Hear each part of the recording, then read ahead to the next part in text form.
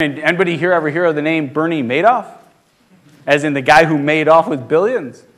Okay, he's the other end of an activity that some people view as scandalous and has also been the mechanism by which some of the best things in the world have been distributed. It's where, but just so you understand, the same family of activities could be called cooperatives.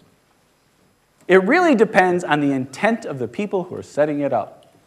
If you have a group of people who gather together for their mutual benefit, and they provide to each other the benefit, that's a cooperative society. That's, you go back to the middle 1800s and the history of cooperatives and how they formed. Mutual benefit societies in England is a term that's equally common. If you look at those things and you look at multi-level marketing, it's the same thing. It's where the customer and the provisioner and the vendor are all part of the same group.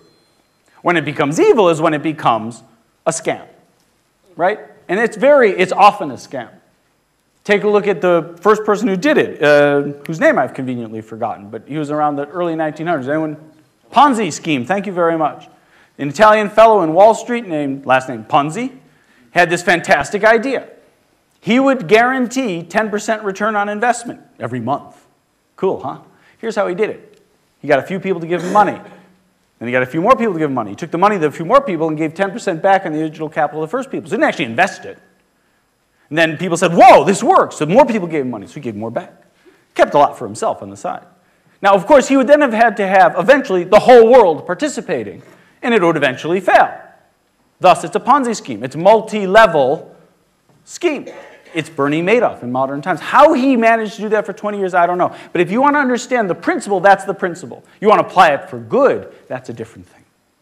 And I think that it is simply remarkable, in the traditional sense of the word, that we do not actually think about other ways to do good. Why can't we do what the bad guys are doing? Just apply it with complicity. I think that there's an opportunity for social enterprise using multi-level marketing, where we are participants in the solution. It's a differentiating factor. How do you get people to pay more? Well, I would assert one way to get them to pay more is to be part of the distribution chain. Therefore, they are voluntarily offsetting your cost of capital. I'm going to run out of time, so I'm going to simply say that there is a lot to look at in business models. Just because you have a user doesn't mean you have a customer. A customer is the one who pays you. A user is the one who takes advantage of your service. You must make the customer happy. You must make the user happy. It's a double edge.